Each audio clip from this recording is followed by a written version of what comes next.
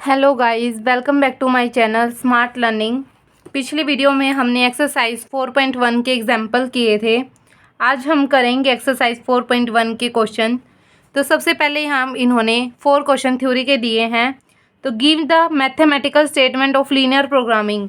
तो हम इसके अंदर क्या लिख सकते हैं? देखो, लीनियर प्रोग्रामिंग का मैंने क्या बताया था, मीनिंग बता चुकी हूँ, मैं डेफिनेशन समझा चुकी हूँ। ठीक है, आप इस मीनिंग को लिख देना और डेफिनेशन को लिख देना। ठीक है, तो ये 4 नंबर की थ्योरी आपकी आएगी। ठीक है, discuss briefly the step to formulate a linear programming problem. अब यहाँ पे स्टेप बताए हुए ना, तो स्टेप आप सीधा तो बताओगे नहीं। पहले आप लीनियर प्रोग्रामिंग प्रॉब्लम का क्या लिखना, मीनिंग लिखना, फिर आप क्या लिखना, उसका डेफिनेशन लिखना, और फिर यहाँ पे इन्होंने स्टेप दे रखी हैं, मीन्स वर्किंग रूल। इसको हम क्या लिखते हैं, साथ में स्टेप्स भी बोलते हैं। ठीक है, तो आपने ये 5 जो इसके स्टेप हैं वो भी डिफाइन करने हैं। तो यहाँ पे ये आ जाएगा। मैं पिछली वीडियो में ये सारे एक्सप्लेन कर चुकी हूँ। Discuss briefly the various type and application of linear programming problem, कि कहाँ कहाँ अप्लाई होता है और वेरियस इसके टाइप्स क्या क्या हैं। तो लीनियर प्रोग्रामिंग की यहाँ पे जो टाइप्स हैं वो क्या हो जाएंगे हमारे पास? देखो, different type of linear programming problems हमारे पास यहाँ पे कितने टाइप्स की है? 5 टाइप यहाँ पे हमारे गिवन हैं। ठीक है, यहाँ पे एप्लीकेशन हम क्या लिखेंगे? एप्लीकेशन के अंदर हम इसके एडवांटेज लिख सकते हैं। ठीक है, यहाँ पे इसके हम क्या लिख सकते हैं? एडवांटेज लिख सकते हैं। तो यहाँ पे अगले क्वेश्चन में इन्होंने क्या बोला है? What are the advantage and disadvantage means limitation of linear programming. के एडवांटेज और डिसएडवांटेज क्या होंगे? तो सबसे पहले अगर हमें ऐसे क्वेश्चन दिए हैं तो आप ये मत सोचना कि इन्होंने मीनिंग वगैरह नहीं पूछा है। मीनिंग हमने हर क्वेश्चन में लिखना है। ठीक है, मीनिंग हमने हर क्वेश्चन में लिखना है, डेफिनेशन हमने हर क्वेश्चन में लिखनी है।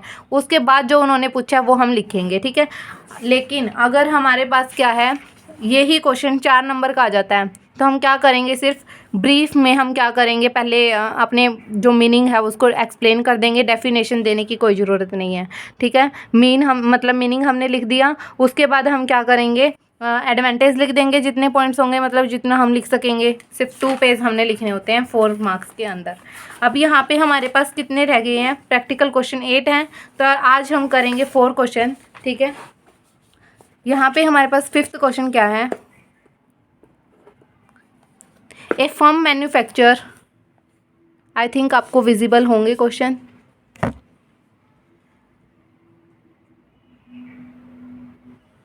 ठीक है, A firm manufacture 3 products A B C. एक फर्म है, वो क्या करते हैं? 3 प्रोडक्ट मैन्युफैक्चर करती है, A B C. The profit of 3 to 4, इनके प्रॉफिट क्या है? ए का प्रॉफिट कितना है? 3, बी का प्रॉफिट कितना है? 2, मतलब एक प्रोडक्ट का। ठीक है, और सी का कितना है? 4। तो हम मान लेते हैं कि हमने ए के कितने प्रोडक्ट बनाए हैं? X product. बी के हमने कितने बनाए हैं? Y product. एंड सी के हमने कितने बनाए हैं? W products. ठीक है, तो यहाँ पे हमारा प्रॉफिट फंक्शन कितना हो जाएगा? प्रॉफिट फंक्शन किससे हम डिनोट करते हैं? जेड से डिनोट करते हैं ऑब्जेक्टिव फंक्शन को। तो यहाँ पे देखो, हमें कितना प्रॉफिट हुआ है? यहाँ पे 3, 2 एंड 4। तो यहाँ पे 3 इंटू क्या हो जाएगा? एक्स, 2 इंटू क्या हो जाएगा? वाई, एंड 4 इंटू क्या हो जाएगा? डब्ल्यू। ठीक है, ये हमारा क्या बन गया? Objective function. उसके बाद हमें क्या चाहिए होते हैं? कॉन्स्टेंट्स। कॉन्स्टेंट क्या होते हैं? जो इक्वेशन हमें चाहिए होती है। द फर्म हैज़ 2 मशीन, हमारे पास 2 मशीन है, machine 1 and machine 2। Below is required processing time, इनके पास जो प्रोसेसिंग टाइम है वो इन्होंने दे रखा है। वो किसके अंदर है? मिनट के अंदर है। ठीक है, फॉर ईच प्रोडक्ट। यहाँ पे देखो, मशीन 1 के लिए इन्होंने कितना बताया है? 4 बताया है कि मशीन 1 है जो ए प्रोडक्ट को कितना टाइम दे रही है? 4 मिनट। मशीन 2 ए प्रोडक्ट को कितना टाइम दे रही है? 2 मिनट्स। ठीक है, मशीन 1 बी प्रोडक्ट को कितना टाइम दे रही है? 3 मिनट। और ये कितना दे रही है? 2 मिनट्स। तो इस हिसाब से इन्होंने गिवन का है। फिर क्या है, मैं टेबल नहीं बनाऊँ क्योंकि इन्होंने गिवन है। यहाँ पे देखो, मशीन 1 मतलब M1 एंड M2 के हमें कितने मिनट्स गिवन हैं? 2000 एंड 250 मतलब 500। तो यहाँ देखो, M1 के लिए हमें क्या दिया हुआ है? 2000। M1 की लाइन ये है ना, तो यहाँ आ जाएगा 2000 टोटल, और यहाँ आ जाएगा 250 मतलब 2500 हमारे। ठीक है, यहाँ पे मिनट्स में ही गिवन है हमें, क्योंकि ये भी हमें मिनट्स में गिवन थे। The firm must manufacture 100 A's, 200 B's and 50 C's but not more than, 150 से ज़्यादा नहीं होने चाहिए ए, और 100 हो सकते हैं, 100 हो सकते हैं, या फिर 150 से ज़्यादा नहीं होने चाहिए। यहाँ पे देखो, मस्ट का मतलब क्या है कि इतने तो वो करेंगे ही करेंगे, इससे ज़्यादा हो सकते हैं। ठीक है, इतने तो वो करेंगे ही, इससे ज़्यादा हो सकते हैं। Setup a linear programming problem to maximise the problem. यहाँ पे हमें लीनियर प्रोग्रामिंग प्रॉब्लम इस टाइप से हमें दिया होगा, LPP से आप समझ जाना कि हमें पूरा सॉल्यूशन दिखाना है या फिर सिर्फ मतलब इक्वेशन बना के छोड़ देनी है। तो अब देखो M1 का कितना था 4x + 3y + 5w, 4x + 3y + 5w। यहाँ पे इन्होंने मशीन 1 के लिए कितना बोला है 2000 इतना अवेलेबल टाइम है, तो मैंने कहा था ये मैक्सिमम टाइम हमें गिवन होता है। ठीक है, अगर यहाँ पे मिनिमम या फिर एटलीस्ट वगैरह लिखा होता तो हम उस अकॉर्डिंग इस साइन को चेंज कर देते हैं। अब मशीन 2 के लिए कितना है 2x + 2y + 4w, less than किससे है वो 2500 से। ठीक है, इतना हो गया। उसके बाद देखो ये वाली जो लाइन है वो इम्पोर्टेंट है, the firm must manufacture, must मतलब इतना तो हमारा मैन्युफैक्चर होना ही जरूरी है। अब 100 एज और यहाँ पे है 150 एज, 100 मतलब ए के लिए पढ़ते हैं पहले, 100 age but not more than 150 age. तो इसके लिए हमारे पास क्या हो जाएगा कि 100 तो होने ही चाहिए। ठीक है, उससे ज़्यादा हो सकते हैं, यहाँ पे x आ जाएगा, बट 150 से ज़्यादा नहीं होने चाहिए। तो इस टाइप से हम लिख देंगे, देखो 100 से ज़्यादा हो सकते हैं तो x की तरफ ग्रेटर देन लगाओ। ठीक है, और 150 से ज़्यादा नहीं होने चाहिए तो यहाँ पे 150 की तरफ ग्रेटर, यहाँ पे हमारे पास ये इक्वेशन हो जाएगी। फिर हमारे पास क्या है b के कितने होने चाहिए 200 तो होने चाहिए, तो b क्या हो सकता है 200 से ज़्यादा हो सकता है। ठीक है, मस्ट मतलब इतने तो होने चाहिए ही। w के लिए भी क्या बोला हुआ उन्होंने 50 सीज, तो यहाँ आ जाएगा ये 50। और मैंने XYW के लिए तो बताया हुआ है ग्रेटर देन 0, ये तो हम हर केस में लगाएंगे। ठीक है गाइज, आई होप आपको ये क्वेश्चन समझ आया होगा। और ये इस लाइन के अंदर सभी बच्चे मतलब कंफ्यूज हो जाते हैं, तो इसमें क्या है सबसे पहले ए को पढ़ लो, 100 एज इतने तो होने ही चाहिए, 100 तो होने ही चाहिए। ठीक है, उससे ज़्यादा हो सकते हैं बट 150 से ज़्यादा वो नहीं होने चाहिए। ठीक है, तो ए के लिए उन्होंने 2 कंडीशन हमें गिवन है। 6th क्वेश्चन में देखो क्या बोला हुआ है, ए फैक्ट्री प्रोडक्ट प्रोड्यूस 2 प्रोडक्ट्स। एक फैक्ट्री है वो क्या करती है 2 प्रोडक्ट को प्रोड्यूस करती है, P1 एंड P2। ठीक है, ईच ऑफ प्रोडक्ट P1 के लिए बोला है requires 2 hours for moulding, moulding के लिए उसको कितना चाहिए 2 हार्स चाहिए, 3 हार्स फॉर ग्राइंडिंग के लिए उसे 3 हार्स चाहिए, 4 हार्स फॉर पॉलिशिंग के लिए उसे 4 हार्स चाहिए। ईच ऑफ प्रोडक्ट P2 के लिए बताया है रिक्वायर्स 4 हार्स ऑफ मोल्डिंग। ठीक है, 2 hours for grinding and 2 hours for polishing. ठीक है, ये हमारी क्या बन गई है टेबल। उसके बाद हमें थर्ड लाइन में क्या बोला है, the factory has moulding machine available, moulding machine ये थी हमारी अवेलेबल फॉर 20 हार्स, ये अवेलेबिलिटी बताई हुई है, मतलब इतने घंटे के लिए ही अवेलेबल है ये, इससे ज़्यादा घंटे हमें नहीं मिलेगा। ठीक है, फिर हमें क्या दिया हुआ ग्राइंडिंग के लिए कितना बोला हुआ इन्होंने 24 हार्स, तो यहाँ पे 24 हार्स हो जाएंगे। पॉलिशिंग के लिए क्या बोला है 13 हार्स। प्रॉफिट बताया है इन्होंने P1 के यूनिट के लिए 5 रुपीज़ पर यूनिट, तो Z क्या हो जाएगा, देखो P1 के प्रोडक्ट को हम मान लेते हैं X, तो यहाँ पे हमारे पास क्या हो जाएगा 5X। यहाँ पे 3 यूनिट किसके लिए P2 के लिए, तो 3 यूनिट, तो यहाँ हो जाएगा 3Y। ठीक है, ये हमारा क्या हो जाएगा profit function means objective function. ठीक है, Z को हम लिख देंगे Z is a profit function. ये सारी चीज़ें आपने लिखनी है, यहाँ पे प्रॉफिट फंक्शन था Z। फिर हम लिख देंगे कि जो X है उसको हमने क्या माना है प्रोडक्ट 1 और प्रोडक्ट 2 को हमने क्या माना है Y माना है। ठीक है, इतना हो गया। उसके बाद देखो मोल्डिंग मशीन के लिए उन्होंने 20 हार्स अवेलेबल बताए हैं, तो काम कितना करा है मोल्डिंग मशीन ने, यहाँ पे 2x + 4y, इस वाले डाटा लेना है सिर्फ हमने 2x + 4y, क्योंकि हमने P2 को y माना था।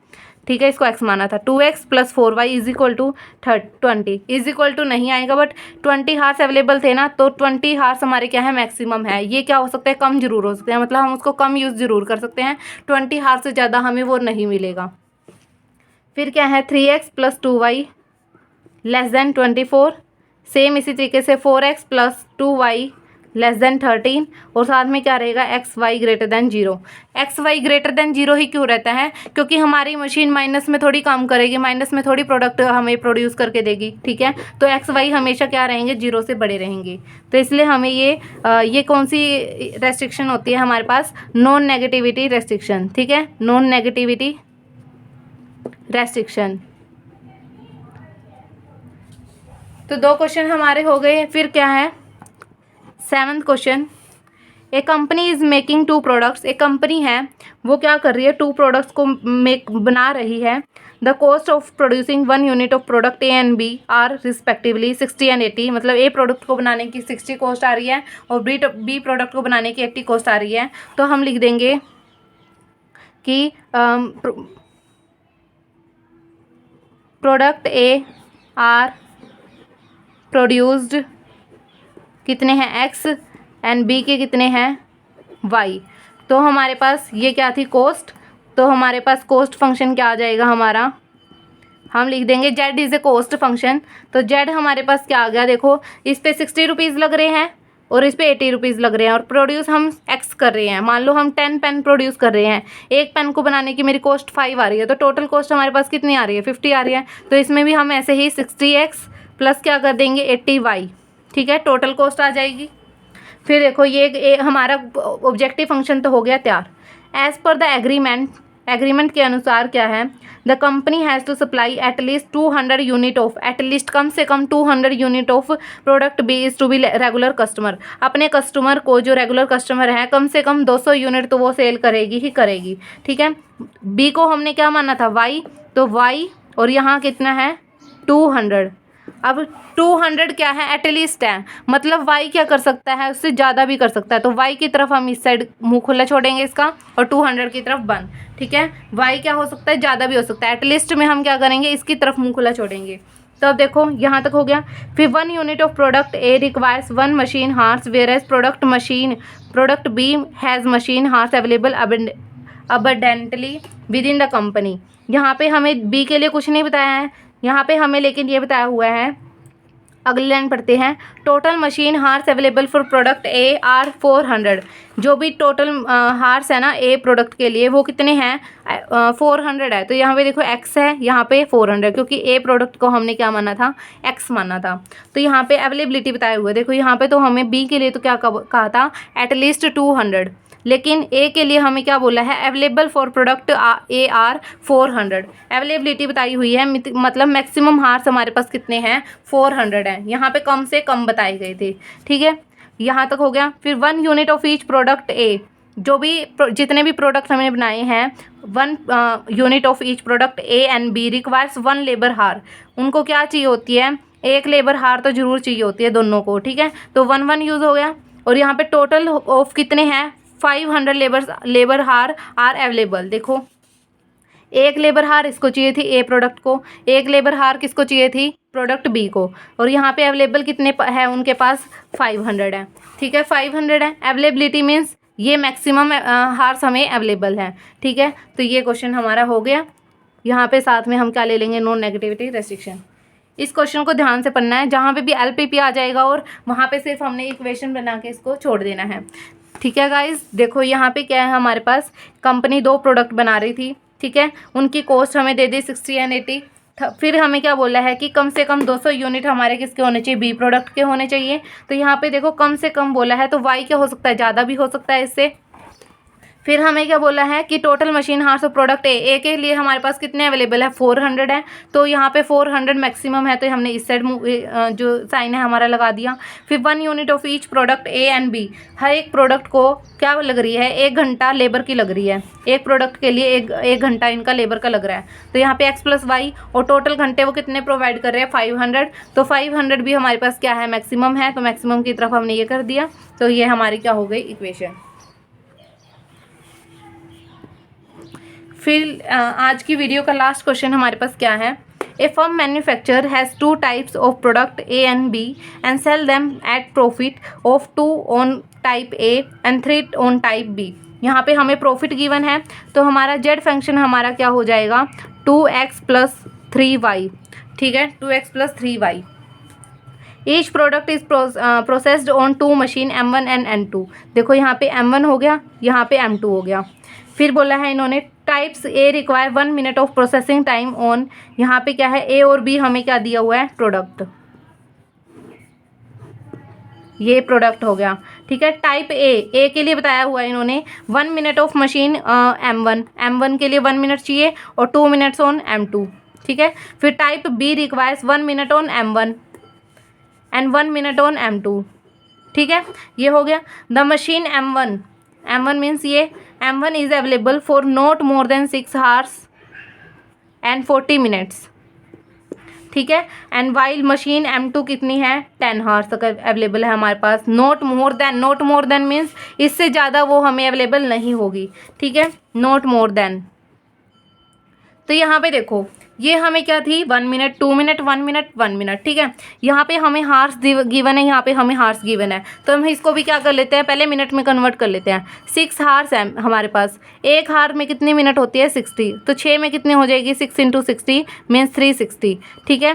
360 और 40 मिनट्स ये अलग से हैं, तो यहाँ पे कितने होगी टोटल मिनट हमारी, 400 मिनट। अब यहाँ पे 10 हार्स हैं, 10 हार, एक हार में कितने होते हैं हमारे पास, 60 मिनट होती है, तो 10 में कितने हो जाएगी हमारे पास, 600 मिनट, ठीक है।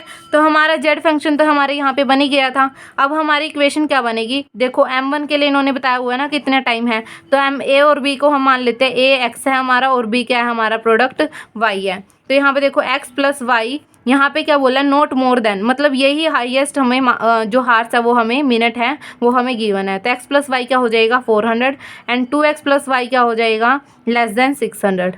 नॉट मोर देन मीन्स इससे ज़्यादा नहीं होना चाहिए, इससे कम जरूर हो सकता है। और साथ में हमारी इक्वेशन क्या आएगी, x एंड y > 0, ठीक है। तो ये हमारे थे क्वेश्चन आज के।